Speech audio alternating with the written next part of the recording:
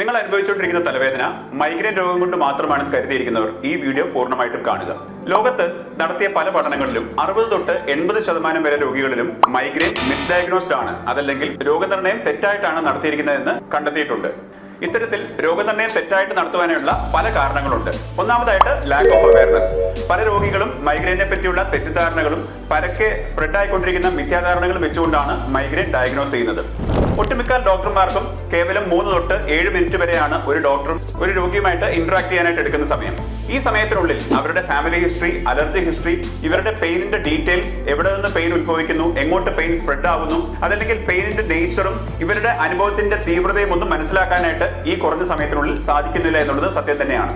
മറ്റൊരു പ്രധാനപ്പെട്ട കാര്യം ഓവർ ദ കൗണ്ടർ മെഡിക്കേഷൻസ് ആണ്.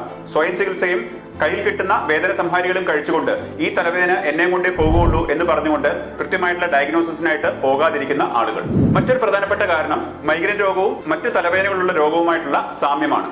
Tension headache, anxiety disorder, sinus headache, post concussion headache എന്നിങ്ങനെ ഒട്ടനവധി തലവേദനയുടെ കാരണങ്ങൾ മൈഗ്രെയിന്റെ ലക്ഷണങ്ങളുമായിട്ട് സിമിലർ ആയിട്ട് കാണപ്പെടാറുണ്ട്. വളരെ കൃത്യമായിട്ടുള്ള വിശകലനത്തിലൂടെ മാത്രമേ ഇത്തരം നേരിയ വ്യത്യാസങ്ങളുള്ള അസുഖങ്ങളെ നമുക്ക് ഡിഫറൻഷിയേറ്റ് ചെയ്ത് കൃത്യമായിട്ട് ഡയഗ്നോസിൽ എത്തിച്ചേരാനായിട്ട് സാധിക്കുകയുള്ളൂ.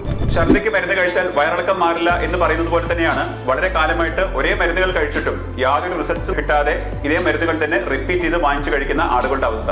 കേവലം ഒരു എക്സ്റേയോ CTയോ ഒരു MRI സ്കാനോ എടുത്തുകൊണ്ട് മാത്രം മൈഗ്രെയിൻ തലവേദന കൃത്യമായിട്ട് ഡയഗ്നോസ് ചെയ്യാൻ സാധിക്കില്ല.